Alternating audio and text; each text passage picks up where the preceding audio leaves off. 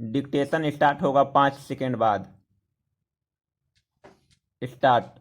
Corona के दौर में प्रत्यक्ष पढ़ाई और परीक्षा के अभाव में बच्चों को उत्तीर्ण करने का जो तरीका मंजूर हुआ है, समग्रता में उसकी प्रशंसा की जानी चाहिए।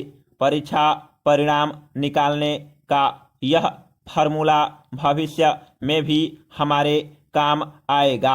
आशा के अनुरूप ही 12वीं की कक्षा का परिणाम 10वीं, 11वीं और 12वीं कक्षा में प्रदर्शन के आधार पर जारी किया जाएगा। केंद्र सरकार ने गुरुवार को सुप्रीम कोर्ट में यह जानकारी दी और सुप्रीम कोर्ट ने इस तरीकों को मान लिया। 10वीं और 11वीं के अंकों को 33% वेटेज और 12वीं कक्षा में प्रदर्शन को 40% वेटेज दिया जाएगा। यह तरीका तार्किक है। इसके आधार पर छात्रों का बहुत हद तक न्यायपूर्ण आकलन किया जा सकता है। वैसे यह बात सही है कि ज़्यादातर छात्र फाइनल परीक्षा में बेहतर प्रदर्शन करने का इंतजार करते हैं। इस मामले में 10वीं की परीक्षा के परिणाम का महत्व कुछ ज़्यादा हो सकता था, क्योंकि 10वीं की परीक्षा के प्रति ज़्यादातर छात्रों में बहुत गंभीरता होती है। 10वीं की तुलना में 11वीं की परीक्षा का विशेष महत्व नहीं होता है। ज़्यादातर छात्रों में यह प्रवृत्ति होती है कि वे फाइनल परीक्षा को गंभीरता से लेते हैं।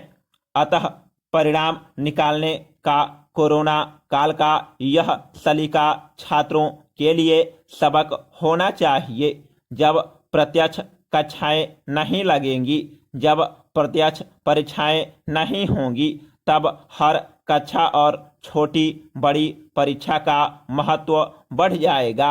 हर परीक्षा भविष्य पर असर डालेगी। Paragraph change.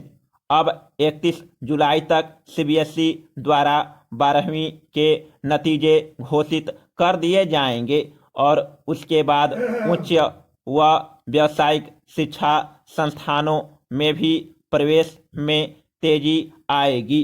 प्रतियोगी परीक्षाओं का क्रम तेज होगा, जिससे समग्र शिक्षा क्षेत्र में सक्रियता बढ़ेगी।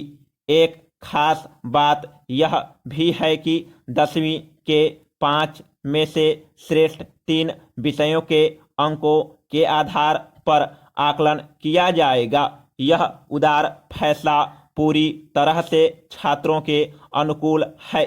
सीबीएसई या सरकार से यही उम्मीद थी कि वह संकट के दौर में छात्रों के प्रति उदारता बरतेगी।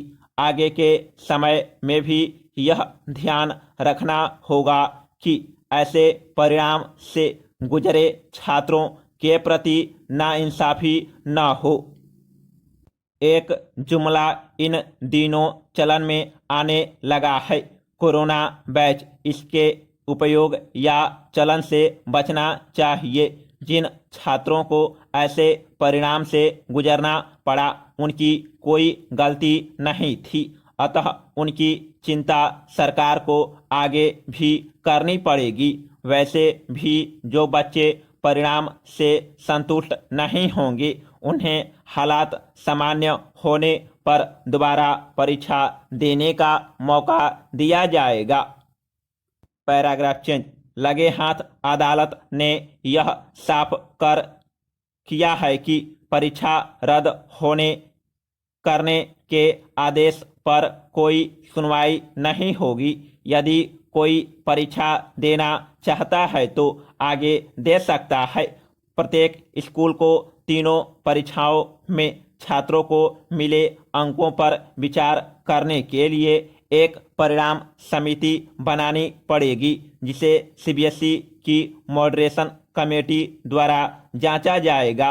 उम्मीद है सभी राज्यों की बोर्ड परीक्षाएं भी रद्द हो जाएगी और सुप्रीम कोर्ट द्वारा मंजूर फॉर्मूले के आधार पर ही उनसे संबद्ध छात्रों को परीक्षा परिणाम दे दिए जाएंगे। हालांकि राज्य बोर्डों की परीक्षा रद्द करने के आग्रह वाली याचिका पर सुनवाई होने वाली है। कुल मिलाकर सरकार और सुप्रीम कोर्ट ने अपना काम कर दिया है। अब स्कूलों को निष्पक्ष और न्यायपूर्ण ढंग से परिणाम निकालने के इस तरीके को सफल बनाना चाहिए। समाप्त।